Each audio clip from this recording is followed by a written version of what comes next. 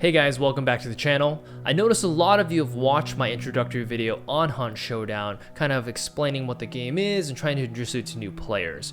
I wanted to make this video, which is specifically a guide for newer beginner players who are looking to get into the game. The game has a really steep learning curve, but hopefully with this guide, you'll be able to become a successful hunter, and most importantly, you'll have fun doing it.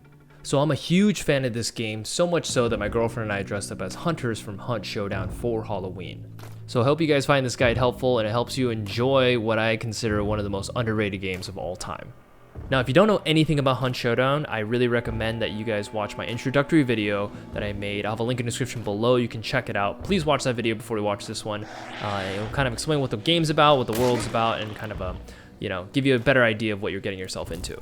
So the world of Hunt Showdown is a very brutal and unforgiving one. So that's where my first tip comes in, which I think is my most important tip I'm going to give in the whole video, and that is to play with friends whenever possible. So in the game, you can load into any raids, solos, duos, or trios, but it's always better to have someone there to watch your back, especially when you first start playing the game. If you have a friend who is an experienced Hunt Showdown player and they can kind of guide you through the game and teach you as you're first getting started, that is the best way to learn, in my opinion.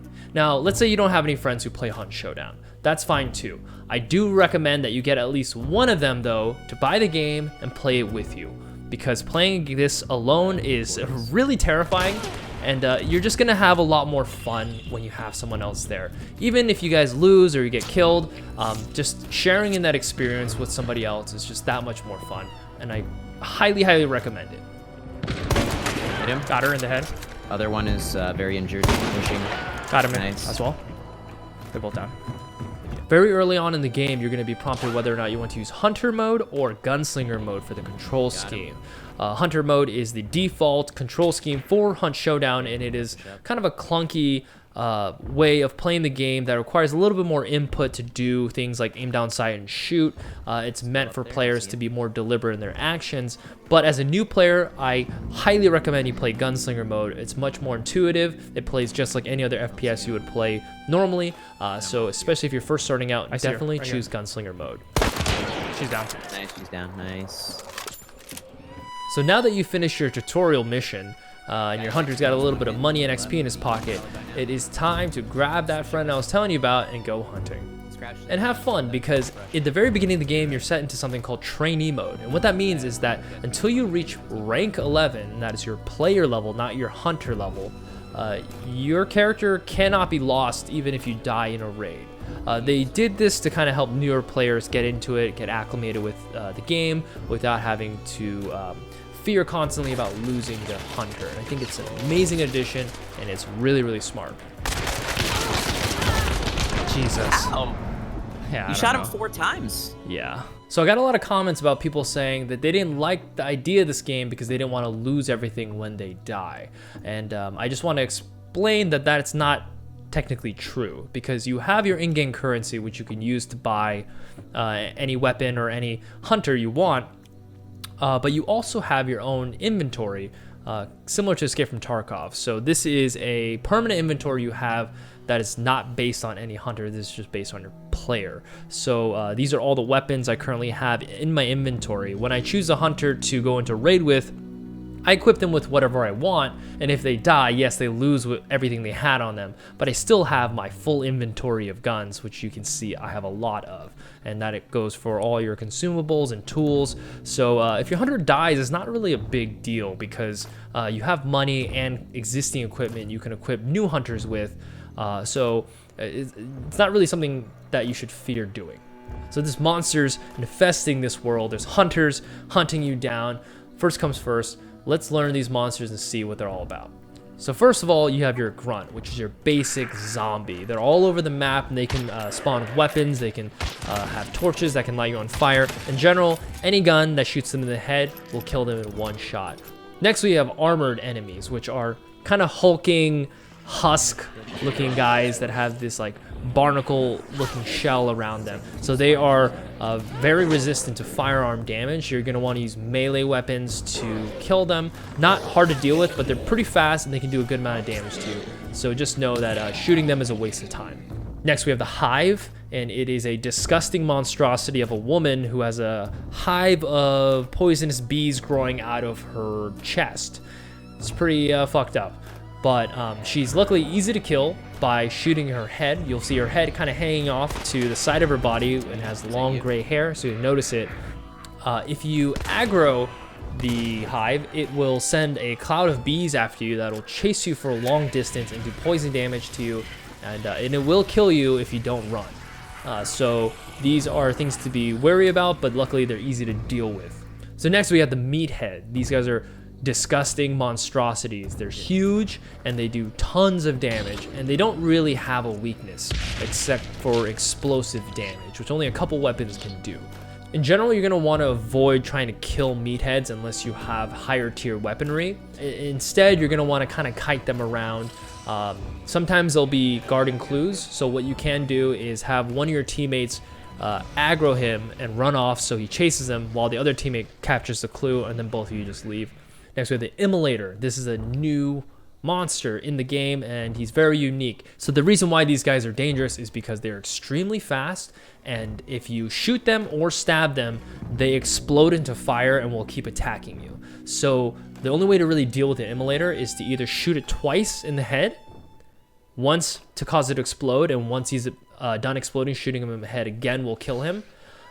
Or you can melee him to death, which I recommend is the better option because it makes less noise and it's not a giant explosion that happens to kind of ring the dinner bell for all the hunters nearby to know where you are. All right, now we have the Hellhounds. They're large undead dogs that roam in packs. You'll be able to hear them from a little bit away, but they generally just kind of patrol an area. The reason why these guys are dangerous is because they usually come in groups of 3, and when they attack you, they do bleeding damage, which will force you to have to stop the bleeding and also deal with them at the same time.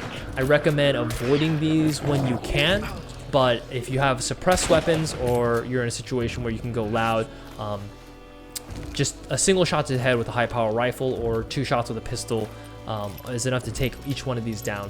And last but not least, we're dealing with the Water Devil. Now this thing is disgusting and I fucking hate it. It's like the worst thing ever.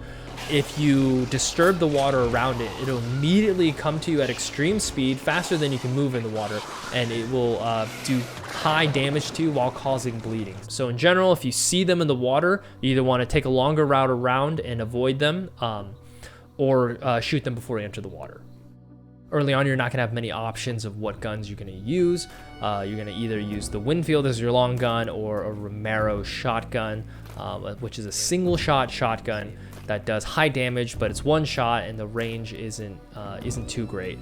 So I really recommend using the Winfield and getting good at it. It'll give you practice in aiming, hitting moving targets, and its high rate of fire allows you to take out hordes and then also deal with PvP players. I've killed tons of people with a Winfield who are way higher level and have way better guns than I do. It's also not bad at hip firing because the spread is very small. So at close range, hip firing with the Winfield is a decent strategy.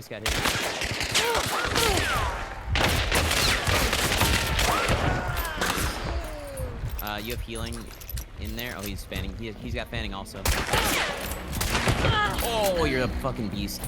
So you're going to use the Winfield until you unlock the Carabiner, and then from then on, you're probably not going to use the Winfield anymore. The Carabiner is better than the Winfield in almost every way other than rate of fire. It shoots at higher velocity, it does more damage. In general, you're going to want to use the Carabiner. So you're going to move on to that, and then eventually you're going to unlock the Deadeye Carabiner. The Deadeye are kind of like, imagine a 4x scope on the gun as opposed to like a marksman rifle, which is like an 8x scope. This is a great gun. I really had a lot of fun playing with this early on, and this gun I got a ton of kills with. It has just enough zoom for you to hit your targets at range. Highly recommend using the Carabiner until you unlock this, and give this bad boy a try as you're playing. This was my main gun for a long time when I first started playing the game. So early on, I'm gonna recommend you guys use the Nagant Suppressed. And the reason you're gonna do that is because you're gonna be able to farm a lot of XP just by killing zombies. The only other way you would really be able to do this is to run through and stab them with a knife, because other guns would make so much noise. You'd just alert all the other players nearby to your position, which is not something you want to do. Also, there are some enemies that you're going to want to keep your distance from, such as this hive girl. And the only option you'd have is to shoot it with your long rifle, which would make a lot of noise. So I'm just going to shoot her in the head. Kill her instantly. Don't have to deal with her. Really nice. So highly recommend using this gun. Not only will allow you to farm XP and zombies and monsters, but also it's just good target practice. Learning how to move and shoot guys in the head is really, really useful. And this is gonna translate to when you end up doing gunfights against real people. So you're getting that real life experience and you're getting that in-game XP. So all around, something I definitely recommend to newer players. Also, you're gonna want to bring a knife, because the knife will allow you to deal with mobs quietly if you don't have a suppressed weapon, and it'll allow you to kill armored guys. In general, it's super cheap. You should always bring a knife with you. A hunter will never leaves home without it, so definitely bring one. And I highly recommend putting in this slot so that when you're scrolling through your weapons, it's really easy to reach, as opposed to putting way over here. And then I put my first aid here. Then you're going to bring your weak vitality shot. I highly recommend bringing one of these with you into every single raid, because it is a one shot, one use, but it refills a large portion of your health. And in a pinch during a PvP gunfight against other players and hunters, if you get cracked with a shot and you're almost dead and you need to get back into the fight real fast, you're going to want to use this as opposed to using first aid kit twice. He's pushing. Train track. Switch your... Nice. Another reason why you want to bring a weak vitality shot is because if you use this 10 times, you'll then unlock the actual real vitality shot, which heals you 100% upon use. Very useful to unlock early. So this is a fairly cheap loadout, and I highly recommend just buying these weapons outright and equipping a free hunter from recruitment as opposed to purchasing a hunter. This one is $291, which is more money than all this equipment put together. So again, use your free hunters and buy your equipment separately, as the way I generally always do it. So sound is a super important part of the game. It's probably the most important part of this game. And that is why I'm not going to use a gun to shoot these guys, because it'll basically alert any player nearby of my location, and that'll allow them to stalk me silently. Throughout the game, you'll see groups of animals like birds and maybe cages with dogs in them. And these are all kind of set as warning devices. If you sprint or make too much noise close to them, they will aggro and the birds will fly away, the dogs will start barking, and this will give your location away to any hunters nearby. So crouching or walking and keeping your distance from them is really important. With that said, you got to keep an ear out, because if you hear a pack of birds being aggroed and flying away in the distance, or dogs barking, you know that there is someone who triggered them nearby, so you can kind of get an idea of where the enemies are. Birds behind us. That was like north, I thought. I don't think I've ever played a game where sound is so important. There are broken bottles on the ground, large sticks you can crack by stepping on them, chains inside buildings. All these things will create noise when you move over them. Even if you're crouching, it will reduce the amount of noise you make, but if you listen quietly, you can still hear it. So this is really important. As you play, you'll learn how important stealth is. Getting the drop on other players is extremely important, and it can be the difference between life and death. So if you're approaching an area where you know enemies are most likely at, you want to stay extremely stealthy. You want to avoid any of the sound traps, such as the birds or the dog cages. And at the same time, you want to avoid aggroing monsters, because they will hear you melee them if they're close enough. So even though you're not shooting a gun, they can still hear you. Sound is so important. I also highly recommend never standing still, because lining up a headshot on someone who's standing still is super easy. And basically any gun can insta-kill somebody if you shoot him in the head. Even the weakest pistol in the game can one-shot somebody in the head. It's a goddamn war zone over here, man. Yeah.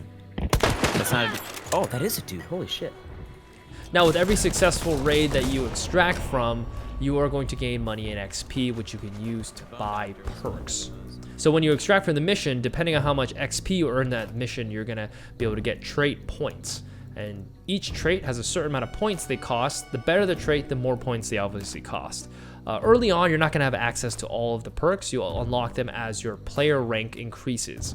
I do recommend early on, a perk you should be getting is Greyhound. It allows you to sprint at full speed for long durations, and it's only 4 points. I would say this is probably the most useful one at the very beginning of the game, so I highly recommend this one. And depending on what weapons you want to use, you can spec your characters out for shotguns, lever action rifles, bolt action, pistols. There's a lot of different things you can do. This is kind of how you customize your character's class. So if you go to your rosters tab, you can check out your stable of hunters. You can have up to 4 at any time, and you can hire new ones. Now, if you're not in trainee mode and your hunter dies, you're going to need another one, and that's where you go to your recruitments tab. Here you have a list of hunters you can hire. There'll generally always be one tier 1 hunter for free on the far left, and after every raid you complete, you'll be able to hire a new free hunter. So there's always hunters to be had, and you don't really need to spend money. As you level up, you'll get access to tier 2 and tier 3 hunters, which have increasingly better gear and perks. Now, I will say when you're first starting to play the game that you really should not be wasting money on purchasing hunters, because later on in the game, the weapons that are nice that you're going to want to use are going to be expensive, and if you burn all your money early on, then you're going to have a hard time buying multiple hunter loadouts later in the game. So this is kind of thinking ahead. Got him, he's down. Nice. Yeah. All right, let's say you've reached rank 11 and you are no longer in trainee mode, and your first hunter ever, Jack Morrison, is now a level 34 badass. He's got all these perks and he's ready to go. Except if he dies in the next raid, you're gonna lose him forever. That includes all his levels and any equipment he has on him. And that's where my next tip comes into play, and that is to retire your hunter once you've reached rank 11, you're no longer in trainee mode. What that means is that if you click the retire button in the roster menu, you can send this guy off to go, start a farm and, start a family somewhere and no longer have to kill monsters for a living because he's put his work in. And in reward, they're going to give you 100 XP for every level he has. So Jack Morrison's level 34, so you're going to get 3,400 XP for retiring him. So this is a great way to gain levels early on, because that's going to give you several levels in the very beginning of the game, and you can do this to any of your hunters.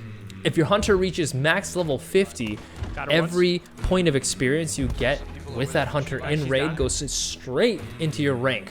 So it goes straight to your personal XP level, which is amazing, and it's a great way of leveling up really fast. But that means that you cannot die, because if you lose a level 50 hunter, that's pretty rough. So that's where the high risk, high reward comes into play, and that's what this game's all about, and that's why I love it. Got him, he's down. You get him? Nice, yeah, okay. My next tip is to play quick play mode, and play it often. If you get online and none of your friends are online who are ready to play, jump into quick play mode. You get a free hunter with a random low tier weapon. There are weapons all throughout the map, and there are no bosses to kill. It's only PvP, and it is only solos. You don't have to worry about running to duos or anything else like that. It's a great way of learning how to deal with other people and actually win PvP fights without having to risk your hunter at all, because you're getting a free guy with free guns, and if you die, it's no big deal. You just go again. But in quick play mode, if you win quick play mode and you're the last man standing, then you get to not only keep your hunter, who then levels up from winning, you get to keep all the guns and equipment you extracted the mission from. So it's a great way of getting new guns. It'll not only teach you how to deal with AI enemies, it'll teach you the map and all the guns that you're gonna get. You're gonna use a variety of them, so you can kind of feel them out and try some stuff you've never really tried out. And most importantly, it's going to get you comfortable with dealing with other hunters and being in PvP fights. Quick play mode is a way to just kind of jump straight into it and get that experience. Ooh, baby! Oh, yes. The sliver of life left.